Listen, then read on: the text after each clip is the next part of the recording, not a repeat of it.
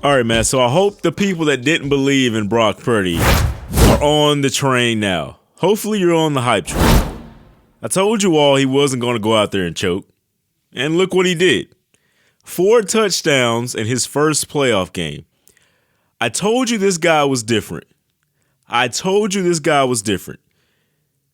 For all the people that said he's a rookie, he can't do it, that was for you. Now, he had some jitters to start this game. I'll give you that. He didn't start as well as he should have. That first pass kind of settled him a little bit, but he settled down in that game. And the 49ers just demolished the Seahawks in that second half. I mean, that's what it came down to.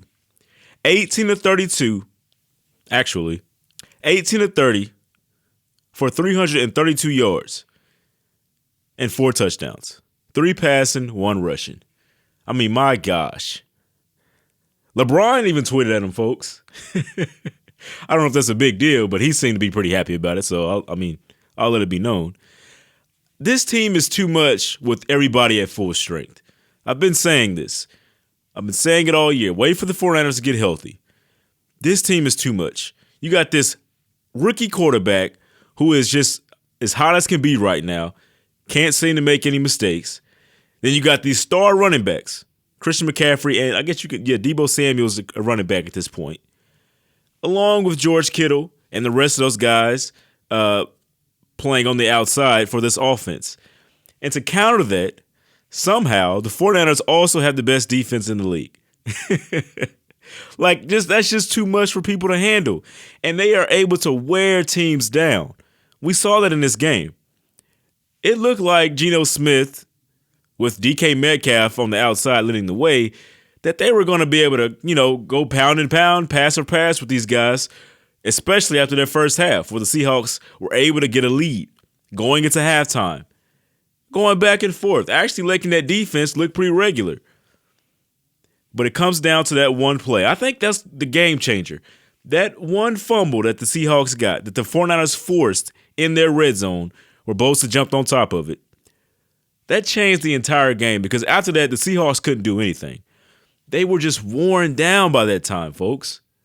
In that third quarter, it just showed how physical the 49ers team is, what they can do against teams. They can just wear you down with how strong and powerful they are. And the Seahawks just couldn't come back from it. Give some props to what the Seahawks have done this year. A great team. Nobody thought they would be here at the beginning of the year. So that's not like some crazy loss that they were just not expecting. That's just, heartbreaking for that franchise. They done enough to get here. They've done enough to get here. Now, the 49ers, as I've said, they are going after at least the NFC Championship this year, at the very least. With the roster that they have, man, that's got to be the goals. Super Bowl and NFC Championship. It's got to be the goals. And they proved it with that second half. They showed you that they are a lot different than one of these regular teams. They showed you. 25 unanswered points. They win 41-23. This is exactly what I was talking about. They're just too much. Brock Purdy's too much. This team is special, man. This team is special. They're still my pick to come out of the NFC. They're still my pick. Let's see what happens.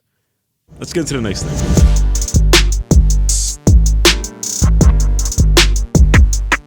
You're listening to the Rip Jersey Podcast.